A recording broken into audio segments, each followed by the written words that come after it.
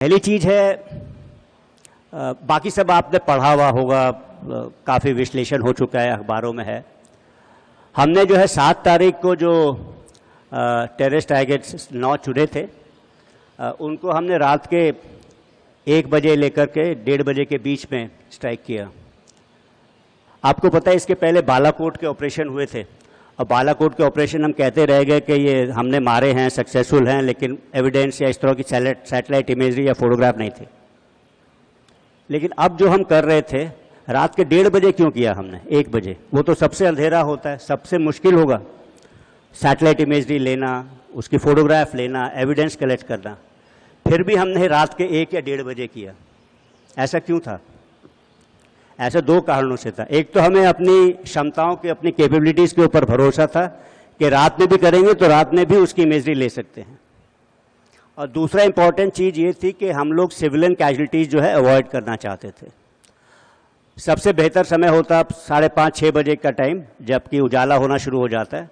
But वो time जो है पहली अजान या पहली नमाज का भी होता है। तो उस टाइम उसी भावलपुर में, मुरीदके में इस तरह का चहल पहल शुरू हो गई होती, तो काफ़ी सारे सिविलियंस मारे जाते। हो सकता है वो टेररिज्म के साथ उनका कनेक्शन हो ना हो, तो हम लोग वो चीज़ अवॉइड करना चाहते थे कम्प्लीटली। इसीलिए जो समय जो है हमने 1 से 1:30 बजे का चुना। 7 तारीख को ही क्यों चुना, वो खैर दैट वाज बेस्ड ऑन, हमने जो उनकी फ्लाइंग एक्टिविटी देख रहे थे 23 तारीख के बाद से, उन्हें ऐसा खतरा था शायद हम एयर से अटैक करेंगे। तो वो लोग कितने बजे वो लोग उड़ते थे, वापस अपने बेसेस में आ जाते थे, फिर दिन के टाइम में सुबह होने के पहले फिर से उड़ते थे। वो देख करके हमने सोचा कि ये 1 से 1:30 बजे का टाइम ठीक है। और 7 तारीख का समय, 7 तारीख का समय मौसम के लिहाज से भी ठीक था, क्योंकि वही एक विंडो थी जहाँ 3-4 दिन मौसम साफ था और बारिश नहीं थी। अगर बारिश वगैरह होती तो फिर हमें थोड़ी इमेजरी लेने में प्रॉब्लम होती। तो ये एक चीज़ मैं बताना चाहता हूँ। आपको ऐसा लगेगा, जो हमने नॉर्मली पढ़ा है कि आर्मी ने 7 टारगेट्स को एंगेज किया और एयरफोर्स ने 2 टारगेट्स को एंगेज किया। मेरे ख्याल से शायद काफ़ी कम लोग को पता है कि नेवी भी इन्वॉल्व थी इसमें। नेवी जो है उनके पास भी ऐसी क्षमताएं थी कि वो लंबी दूरी तक लॉयटर एम्युनिशन से प्रहार कर सके। और S-400 और S-120 उनके पास ऐसे 2 हथियार थे उन्होंने जो लिए हुए थे, जिसका पता हम लोग को पता था आईडीएस ने। तो फिर ये मैंने नेवी और एयरफोर्स को ऑफ़र किए, तो उन्होंने नेवी के मार्कोस, नेवी के जवान जो कमांडो हैं वो JNK और पंजाब में डिप्लॉय हुए, तो ये चीज़ भी इस्तेमाल की गई। तो इसके जो नेवी ने जो अरेबियन सी में जो किया, उसके अलावा तो नेवी की भी हथियार और जवान इस्तेमाल किए गए, और उन्होंने भी एटलीस्ट आर्मी के टारगेट्स में बड़े सटीक तरीके से अपना वेपन्स का इस्तेमाल किया और एग्जाम्पल दिया।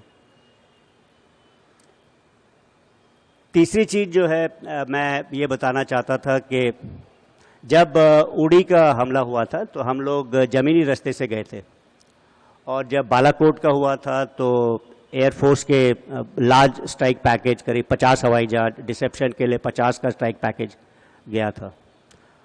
अगर हम यही चीज़ करते दोबारा तो फिर सक्सेस उतनी नहीं मिलती, क्योंकि किसी भी मिलिट्री ऑपरेशंस में नवीनता लानी ज़रूरत है, मतलब सरप्राइज होना बहुत ज़रूरी है।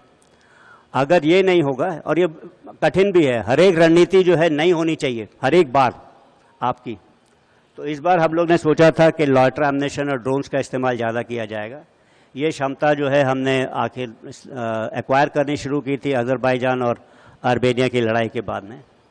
तो इसका इस्तेमाल किया, क्योंकि ये एयर तो इस्तेमाल करता है बट लोअर एयर स्पेस है, काफ़ी नीचे चलता है, और काफ़ी 30-40 किलोमीटर तक सटीक निशाने लगा सकते हैं ये वाले हथियार।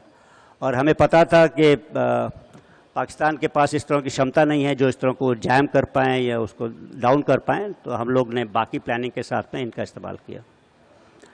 एक ही चीज़ है कि हमेशा हम लोग कोई जब टारगेट का एनालिसिस करते हैं, या पॉलिटिकल एम पूरा होना चाहिए मिलिट्री एप्लीकेशन ऑफ फोर्स से भी। मतलब आफ्टर ऑल हम लोग मिलिट्री का फोर्स क्यों इस्तेमाल कर रहे हैं? एक पॉलिटिकल ऑब्जेक्टिव के कारण। तो पॉलिटिकल ऑब्जेक्टिव सुप्रीम होता है। तो ये लॉयटर एम्युनिशन वगैरह करने से भी क्या हमारे पॉलिटिकल ऑब्जेक्टिव्स पूरे हो रहे थे? तो एक प्रकार से एक छोटी सी वो रह रही थी कि भावलपुर का जो टारगेट था वो 120 किलोमीटर दूर था, और लॉयटर एमनेशन या इस तरह के उससे करने से कर तो सकते थे, हमारे पास क्षमता थी, बट गारंटी नहीं थी, और वो एमनेशन को पहुंचने में 1-1.5 घंटा 20-30 मिनट लगते। तो फिर हम लोगों ने जो है एयरफोर्स को इस्तेमाल करने का ठाना दोबारा इन 2 टारगेट्स के लिए, और एयरफोर्स ने सही टारगेट्स वगैरह इस्तेमाल करके काम किया। आखिरी चीज़ ये बताना चाहूँगा कि ये प्रिसिशन स्ट्राइक्स जो हमने की इतनी लंबी दूरी में 100-150 कभी 30 किलोमीटर में इतनी छोटे से इलाके में घर के ऊपर इस चीज़ को गिरा देना, मतलब इट्स कभी कभी लगता है कि ये एकदम नामुमकिन काइंड की चीज़ है। रात के अंधेरे में आप यहाँ से कोई चीज़ कर रहे हो जो 30 किलोमीटर दूर जाएगी और इस बंच के ऊपर यहीं पे गिरेगी बिल्डिंग के सेंटर में, जो कि जितने भी JNK के अंदर टारगेट्स थे जो आर्मी ने एंगेज किए, जैसे इनके एयरफोर्स के भी टारगेट, सभी जगह जो है सटीक निशान लगा। तो ये कैसे होता है, इसके पीछे बड़ी कड़ी मेहनत है।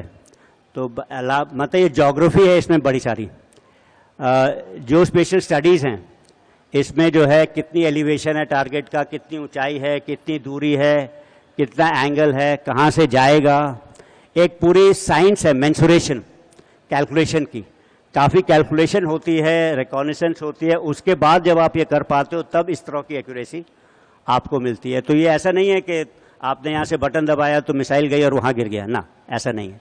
तो काफ़ी मेहनत लगती है और ये आसान नहीं है। अगर आप ये वीडियो YouTube पर देख रहे हैं तो हमारे चैनल को सब्सक्राइब कर बेल आइकन दबाएं, और Facebook पर देख रहे हैं तो हमारे पेज को लाइक करें।